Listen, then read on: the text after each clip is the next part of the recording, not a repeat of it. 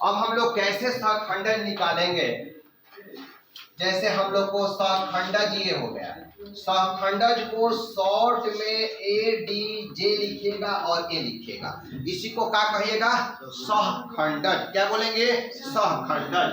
तो सहखंडज निकालने के लिए यहाँ से हम बता रहे हैं कि सहखंडज निकालना हो तो आप लिख सकते हैं 1 डिवाइडेड बाई, यानी कि डिटरमिन यहाँ पर मोड में दीजिएगा, यहाँ पर A11 A12 A21 A22, यदि 2 गुना 2 ऑर्डर का रहेगा तो एडजॉइंट ऑफ ए बराबर A11 A12 21 और 22 का क्या है? ट्रांसपोज। इसको क्या कहेंगे? ट्रांसपोज। यानी कि ट्रांसपोज को हिंदी में क्या बोलते हैं? परिवर्त। परिवर्त में क्या होता है कि R1 को C1 में और RT को C2 में कन्वर्ट करने से हम उसका परिवर्त निकाल देते हैं। माने जो भी आएगा उसके हम लोग ट्रांसपोज करेंगे, लास्ट में एक एग्जाम्पल के द्वारा समझाएंगे तो समझ में आ जाएगा।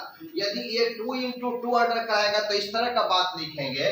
यही बात अगर एडजॉइंट ऑफ ए रहे और तो 3 गुना 3 ऑर्डर का रहे तो A11 A12 A13 A21 A22 हो गया, A23 और A31 A32 A33 हो गया। इसका क्या हुआ? ट्रांसपोज हुआ। तो किसका मान निकालने के लिए फॉर्मूला आपको यहाँ पर रेडी कर दिए? सहखंडज निकालने के लिए हम बता दिए। अब हम बता रहे हैं क्या निकालने के लिए? व्युत्क्रम क्रम। व्युत्क्रम क्रम को हम ए का इनवर्स कहेंगे। क्या कहेंगे? ए का इनवर्स। ए का इनवर्स बराबर हो जाएगा 1 बटा में ए का सारणिक इंटू में एडजॉइंट ऑफ कितना? ए।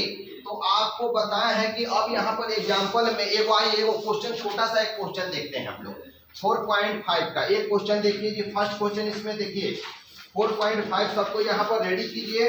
और यहाँ एक्सरसाइज जो दे रहा है 4.5 का फर्स्ट क्वेश्चन जो दिया गया है वो 1 2 और 3 4 है। 1 2 3 4 है। इसका क्या ज्ञात करना है बाबू? सहखंडज ज्ञात करना है। क्या ज्ञात करना है? सहखंडज ज्ञात करना है। तो सॉल्व कीजिएगा तो लिखिएगा कि माना ए बराबर 1 2 3 और 4 यहाँ पर हो गया। और सहखंडज ज्ञात करने के लिए यही फॉर्मूला है कि एडजॉइंट ऑफ ए बराबर A11 A12 A21 A22 इसका ट्रांसपोज।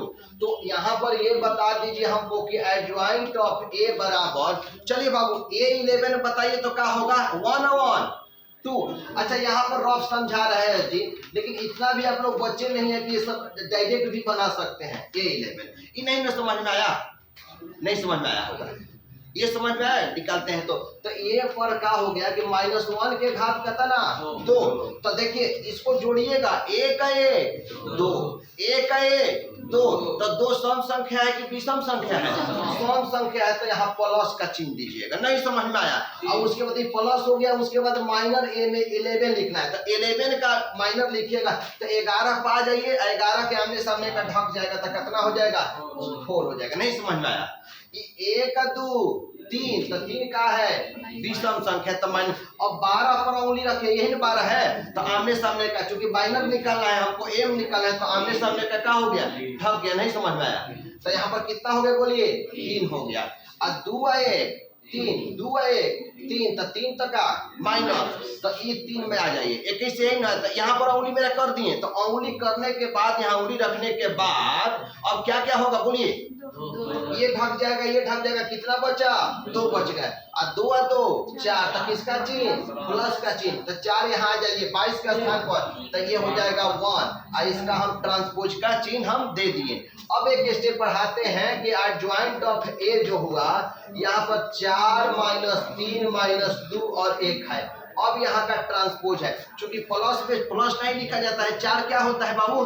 4 4 होता है, प्लस माइनस थोड़ी लिखना है यहाँ पर। तो अब यहाँ पर एडजॉइंट ऑफ ए जो हो जाएगा, अब यहाँ से चेंज कीजिए, ये ट्रांसपोज है, परिवर्त है। तो पहला रो पहला कॉलम में आ जाएगा ना। तो 4 माइनस में कितना? 3। और दूसरा रो का है, प्लस लग गया, ठीक है ना? -2 और कितना? 1। यही का नहीं समझ में आया? ठीक है ना, बात समझ में आ रहा है बाबू? कैसे हम लोग एडजॉइंट निकालेंगे, आप लोग को क्लियर हो रहा है? एडजॉइंट निकालेंगे, कल इस चैप्टर में बहुत सारा क्वेश्चन आप लोग से बन जाएगा, हम 2-4 को बताएंगे तो बन जाएगा, यानी 2 दिन लगेगा खत्म करने के लिए। कल और परसों 2 दिन बनाया जाएगा ना, तो 4.5 जो होगा क्लियर हो जाएगा। नोट कीजिए।